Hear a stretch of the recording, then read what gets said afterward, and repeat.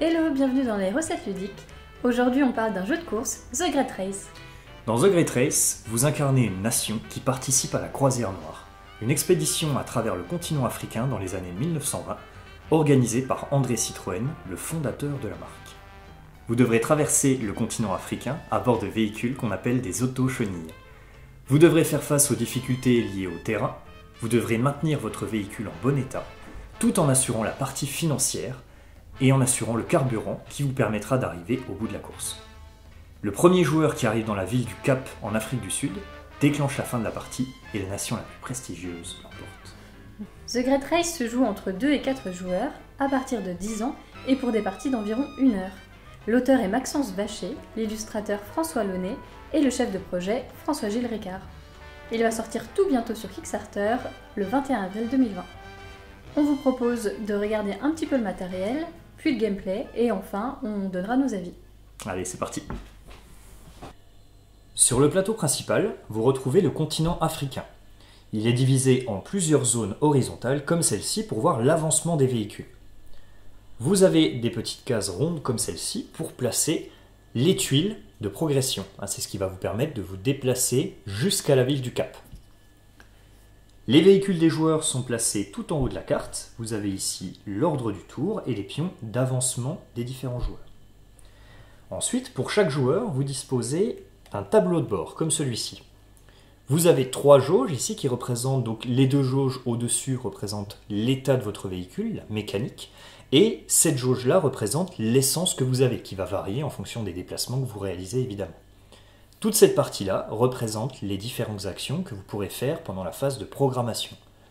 Pour réaliser ces actions, vous disposez d'assistants que vous placerez sur votre plateau pendant cette phase.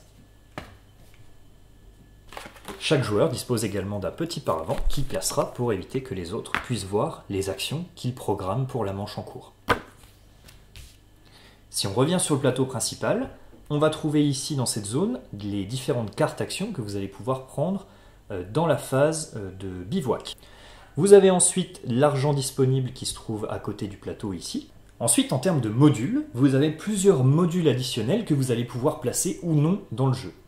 Vous avez tout d'abord un module qui s'appelle le paddock, où vous allez pouvoir remplacer les jauges de votre tableau de bord par des jauges plus performantes ou moins performantes en échange d'argent, évidemment. Un deuxième module qui s'appelle le module postal, qui va vous permettre de transporter des petits cubes comme ceci, de ville en ville.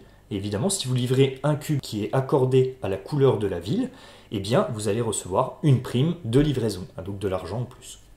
Vous avez également un module personnage. Pour chaque nation, vous aurez un pouvoir associé, donc ça va apporter un petit peu d'asymétrie dans le jeu. On est bien content d'en avoir. Et enfin, un module météo qui va venir perturber encore plus votre jeu. Donc ça va augmenter la difficulté puisque vous allez perdre encore plus de mécanique qu'en temps normal. Donc à chaque tour, vous allez lancer un dé et en fonction du résultat que vous avez, vous allez perdre plus ou moins de pièces mécaniques pour ce tour. Alors, pièces mécaniques ou essence, et il peut aussi ne rien se passer. Vous pouvez voir donc ici le continent sud-américain. Donc il se trouve que voilà, vous avez une carte double face, et il se peut même qu'il y ait plus de cartes pendant la campagne Kickstarter. J'en profite pour vous rappeler que tout le matériel que je vous présente actuellement est un matériel de prototype. On ne sait pas si ce sera exactement comme ça en version finale, mais en tout cas, on pense que ça s'en approche, et on est déjà bien content parce que c'est superbe. Une partie de The Great Race est décomposée en plusieurs manches, qui iront jusqu'à ce qu'un ou plusieurs joueurs atteignent la ville du Cap. Une manche est découpée en plusieurs phases, qu'on va voir tout de suite avec Lily. Il y a 5 phases. Tout d'abord la phase de prime. Les joueurs reçoivent une prime de progression en fonction de leur avancée dans la course. Le premier sera bien sûr avantagé. Il y a ensuite la phase de bivouac. Dans l'ordre inverse du tour, les joueurs vont prendre une carte et la jeter à leur main. Le dernier joueur pourra en prendre une supplémentaire, celle qui restera. Vient ensuite la phase de planification. Les joueurs vont cacher leur tableau de bord derrière un paravent et vont ensuite placer leur assistant sur des cases qui leur permettront de faire des actions dans la phase suivante. La phase suivante, justement, c'est la phase de convoi, qui est un peu la phase d'action. Pour chaque assistant placé lors de la phase précédente, vous pourrez faire 3 choses. Tout d'abord, acheter de l'essence. Celle-ci sera moins chère en ville et plus chère dans le désert. Ensuite, vous pourrez jouer une ou plusieurs cartes de votre main. Et enfin, vous pourrez jouer votre assistant et faire l'action correspondante. Enfin, on termine avec la phase de maintenance. on ajuste l'ordre du tour en fonction de l'avancée des joueurs et on remet des cartes ressources sur le plateau. Intéressons-nous maintenant aux actions dans le détail. Première action possible, c'est de reprendre de l'argent, des francs. En fonction du nombre d'assistants que vous allez placer sur cette petite piste, vous allez prendre plus ou moins d'argent, en sachant que c'est le dernier nombre qui est visible, qui correspond au nombre de francs que vous recevez. La deuxième action possible, c'est celle-ci. Elle propose deux choix d'actions. Soit vous faites une action d'exploration, vous piochez alors deux petites tuiles que vous pourrez placer sur votre plateau pour créer le chemin, soit vous piochez une carte et vous l'ajoutez à votre main. Troisième action disponible, c'est l'action du mécanicien ou du conducteur. À ce moment-là, votre assistant devient soit mécanicien, c'est-à-dire qu'il va réparer votre véhicule. Votre véhicule a au-dessus ici deux jauges de mécanique. La première jauge correspond au déplacement que vous pouvez faire sur le plateau et la seconde au nombre de cartes que vous pouvez avoir en main.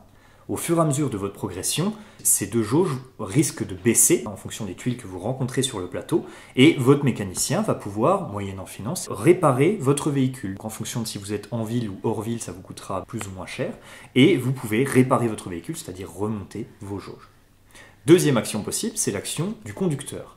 Vous allez pouvoir déplacer votre véhicule du nombre maximum de cases qui est prévu par la première jauge. Le véhicule va pouvoir se déplacer d'une tuile à une autre sur des tuiles déjà découvertes, mais également sur des tuiles qui ne sont pas encore placées. On dit qu'on se déplace à l'aveugle. Dans ce cas-là, vous déplacez votre véhicule, vous piochez une tuile, mais cette fois-ci, vous ne savez pas à quoi vous aurez affaire. Vous risquez de tomber sur des accidents, des choses qui vont vous faire perdre pas mal de mécanique, et des tuiles qui vont vous coûter beaucoup plus d'essence que ce qui était prévu. Sur une tuile, qu'est-ce qu'on trouve ? On trouve le coût en essence pour se déplacer jusqu'à cette nouvelle tuile, et également, éventuellement, un coût en pièces mécaniques. Ça va pouvoir vous faire perdre 1 à 3 pièces mécaniques, avec en plus des zones à risque, comme celle-ci avec un petit point d'exclamation qui vous font perdre en plus 2 mécaniques supplémentaires. Vous avez également des cases qui correspondent à des villes dans lesquelles vous êtes obligé de vous arrêter et qui vous font en contrepartie piocher des cartes. Enfin, sur le plateau, vous trouvez également des déplacements maritimes, c'est-à-dire que vous mettez votre véhicule dans un bateau et vous contournez le continent, moyennant finance évidemment. Dernière case d'action, là encore vous avez deux possibilités. Soit votre assistant devient un escorte, il pourra alors vous protéger si un adversaire veut vous mettre un dégât, ou alors notre assistant peut choisir de supprimer une tuile, soit qui nous gêne sur notre chemin, soit qui est plutôt intéressante sur le chemin d'un adversaire. Voilà, pour couper un petit peu les routes qui ont été faites jusque-là. La fin de partie s'enclenche dès qu'un joueur arrive à Cape Town. Les autres joueurs ont alors la possibilité de rejoindre la ville, mais seulement pendant la dernière manche. Exactement. Donc tous ceux qui ne seront pas arrivés à Cape Town au même moment, pendant la même manche que le premier joueur qui l'atteint, ces joueurs-là n'auront même pas droit au décompte de points de victoire. Ensuite, en fonction de l'ordre d'arrivée, plus le joueur est arrivé tôt, plus il aura de points. Et on va prendre également en compte l'état du véhicule, donc l'état des deux jauges de mécanique du véhicule, et également l'argent qui vous reste à la fin du jeu. Ce qui va vous donner un total de points. Celui qui a le plus de points remporte la partie et la croisière noire. On a eu la chance de rencontrer l'équipe de The Great Race au festival du jeu à Cannes. Du coup, on a pu repartir avec un prototype, le tester, pour pouvoir vous donner notre avis dessus. Et justement, qu'est-ce que t'aimes dedans ? Alors, qu'est-ce qu'on aime dans The Great Race ? Moi, je dirais d'abord que j'aime le côté modulable du jeu. Vous l'avez vu tout à l'heure avec le matériel, on peut inclure plus ou moins de modules supplémentaires. On a 2 cartes, dans la version de base en tout cas, si ça se trouve il y aura même plus de cartes que ça.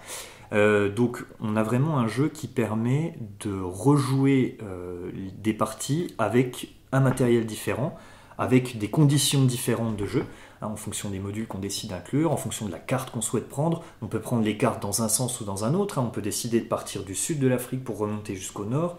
Voilà, on a plein de possibilités. C'est vrai que cette rejouabilité, ça donne très très très envie. Moi, c'est vraiment un point qui me plaît. Oui. Et en plus de ça, moi ce que j'aime, c'est l'accessibilité du jeu. Je trouve qu'on peut jouer avec tout type de joueurs autour d'un même jeu, pour le coup. Et les règles restent assez simples, même s'il y a un petit peu de planification à prendre en main. Justement, ça permet aussi d'entrer dans ce type de jeu. Exactement. Et il reste très fun, parce qu'il y a beaucoup d'interactions. Voilà. On peut se faire se donner des bâtons dans les roues pendant le jeu, avec des cartes, avec le fait d'embêter avec d'autres tuiles ou de les supprimer. Ça, je trouve ça vraiment sympa. Voilà, ouais, c'est vrai que les jeux de course c'est toujours assez fun, je trouve que c'est toujours un petit peu la bagarre pour arriver en premier et tout, alors que finalement c'est même pas forcément le premier qui gagne, donc en fait on peut très bien laisser partir un mec tout seul devant et prendre ses traces qui ont déjà été faites, du coup c'est beaucoup plus facile. Le dernier peut laisser les autres faire et être très opportuniste et finalement gagner. On a un score à la fin de la partie qui est très faible, on va être entre en gros 5 et 15 points, donc c'est très très peu. On n'a pas de salade de points, de trucs à tout recompter avec une petite feuille qui permet de compter les points, les multiplications, tout ça. Pourtant, on aime bien ce côté dans les jeux, mais là, sur ce coup-là, le fait que ce soit très simple, c'est à l'image du jeu, c'est très bien, c'est rapide, en 1 heure, on a tout fait, on a installé, joué, compté, rangé. Et le fait que le jeu soit basé sur un événement historique, c'est plutôt sympa aussi. Ah ouais, c'est super classe, effectivement. Donc, thème historique, la croisière noire qui a réellement existé. Alors, c'est pas vraiment sous la forme d'une course, mais bon, c'est vraiment bien respecté, c'est bien transformé. On a les différentes nations avec des illustrations pour chacune, des illustrations qui sont d'ailleurs vraiment super chouettes sur les petits paravents. Elles sont très très réussies et la thématique fait que je trouve qu'on est vraiment au milieu du continent africain. Le jeu est très lisible. C'est très très facile à lire, c'est très clair, l'iconographie est super claire, c'est très agréable. On a beau avoir juste une version prototype, ça reste déjà une version très belle. Tout à fait, alors imaginez la version définitive. Merci de nous avoir regardés, on espère que ça vous a donné envie de jouer à ce jeu qui nous plaît beaucoup, The Great Race. Ouais, The Great Race qui sort donc sur Kickstarter le 21 avril 2020, c'est tout bientôt. Donc n'hésitez pas à pledger et puis profitez bien, nous on a beaucoup aimé ce jeu. On vous dit à la prochaine, ciao.